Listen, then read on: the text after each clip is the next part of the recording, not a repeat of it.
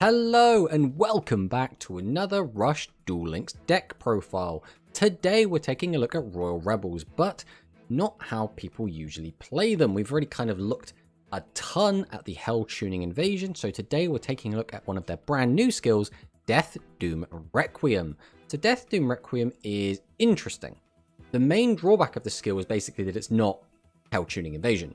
But we'll talk about the skill a little bit. This skill can be used if the only monsters except level 4 monsters in your deck are Fiend type, so that means we can obviously play a bunch of level 4s if we want to. We can play things like Essel, we could play Piercing Samurai, and any of the other good level 4 monsters.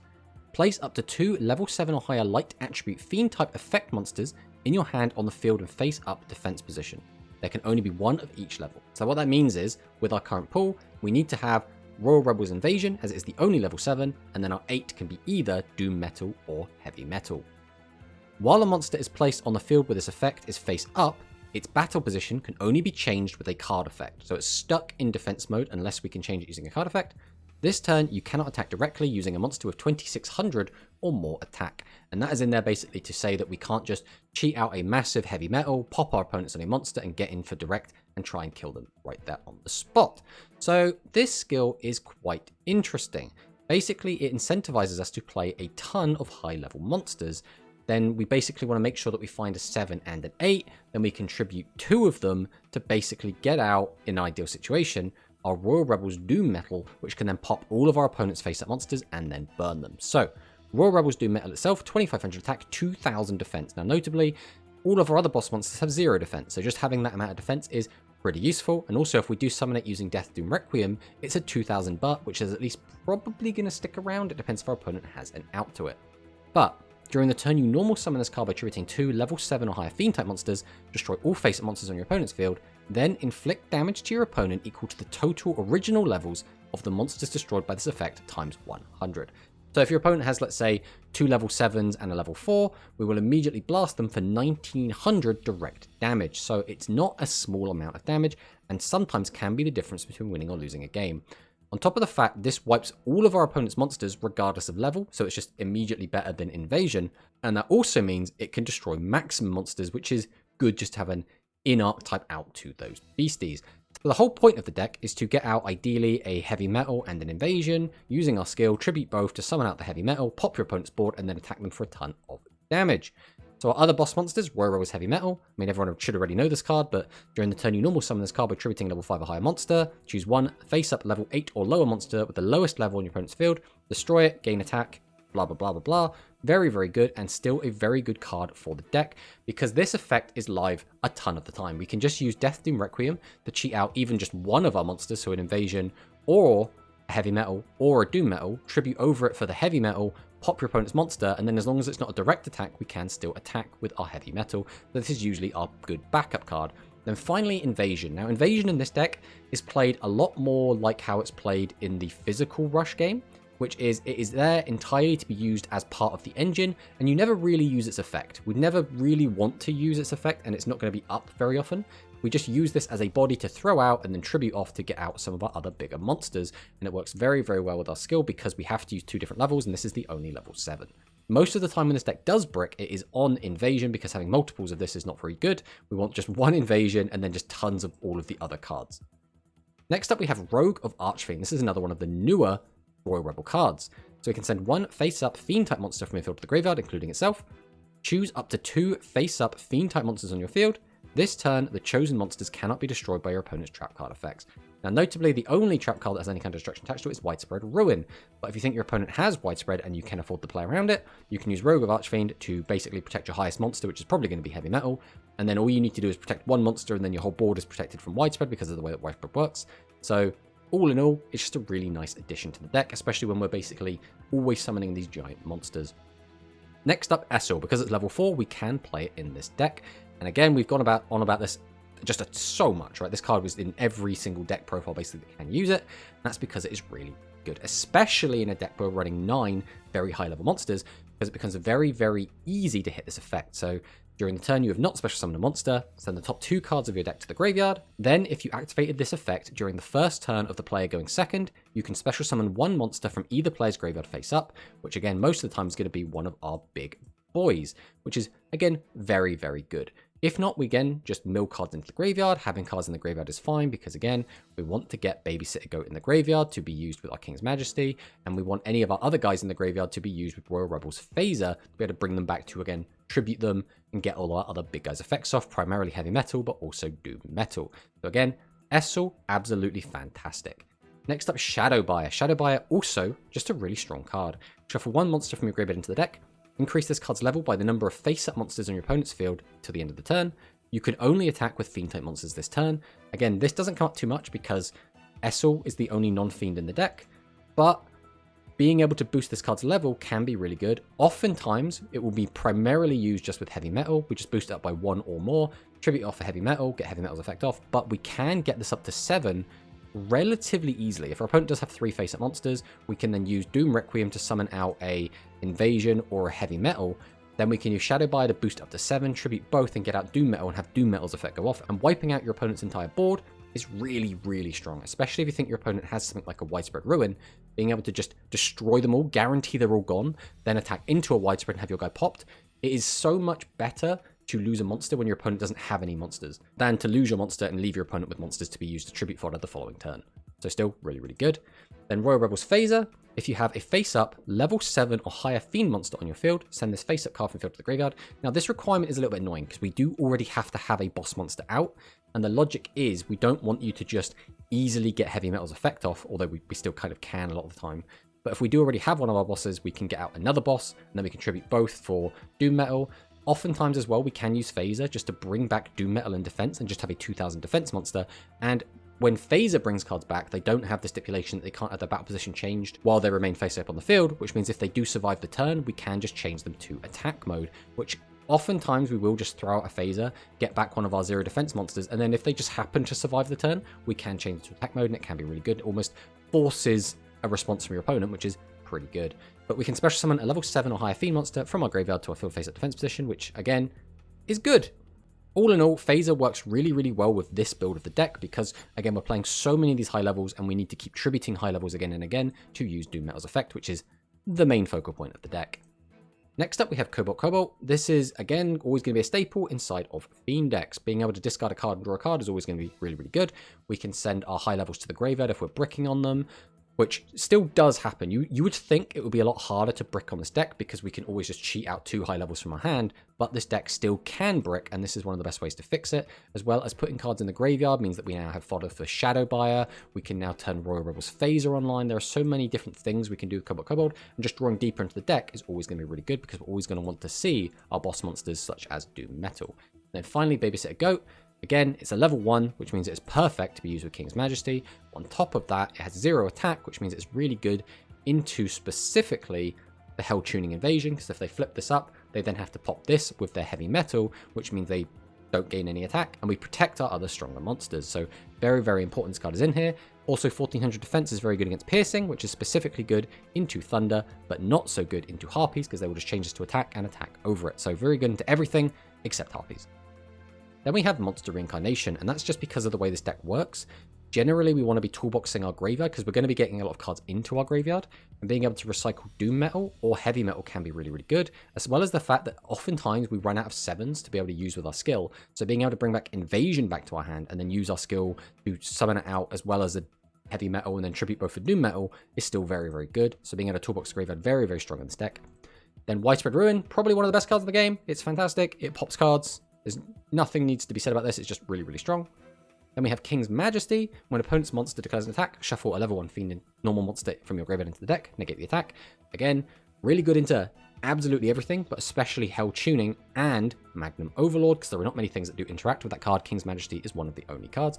Notably, when the ban list does go live, we will have to drop 1 copy of Royal Rebels Heavy Metal. I think it is very important to maintain Majesty. It's just that important. So we will just be dropping this and replacing it with something, probably a 3rd copy of Rogue of Archfiend. But until then, King's Majesty is still fantastic. And then the Guard, again, really, really powerful card. Really good against specifically aggro, and really, really good against Royal Rebels in the Hell Tuning Invasion. They're just a fantastic card, and being able to shuffle cards back into a deck can also be really helpful. So this is the deck. Overall, I would say this deck is really fun. I think this deck is Royal Rebels. This deck feels like Royal Rebels. Hell Tuning Invasion feels like I'm going to just wipe my opponent's board every turn. I'm going to do things that are really unfair. I'm just going to have this like suicide bomb run at my opponent every turn. But this feels like the way Royal Rebels are supposed to play. It still has the same weaknesses that Royal Rebels have, which is we're not very good at dealing with face-down monsters. But we get to summon out just a bunch of big guys. We get to tribute off those big guys. We get to end on a board of many big guys. We get to keep wiping our opponent's board as long as they play into us. We get big attack on heavy metal. We get big damage off of doom metal. And it just feels really nice to play. Overall, I think this is the most fun way to play Royal Rebels, but obviously not the most competitive because Hell Tuning Invasion still does exist.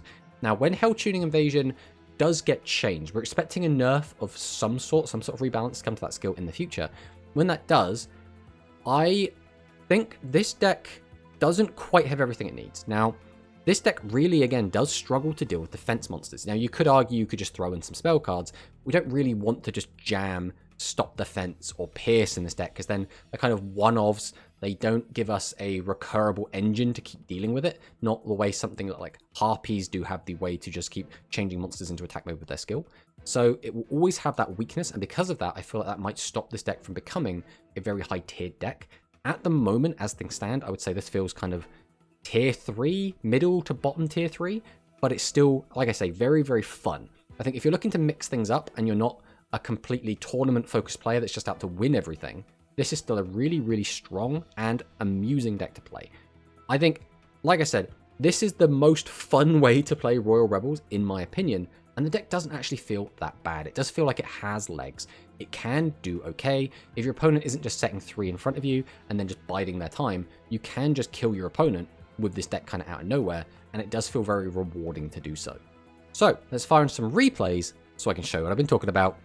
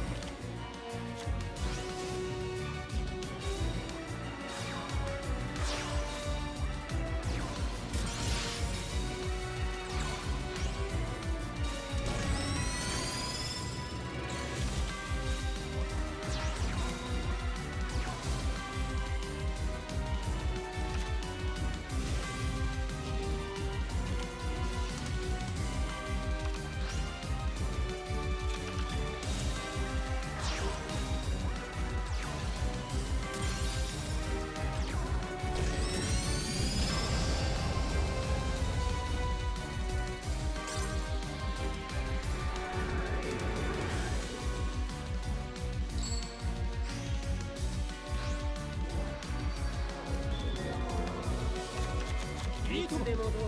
ヤッシュデュエル。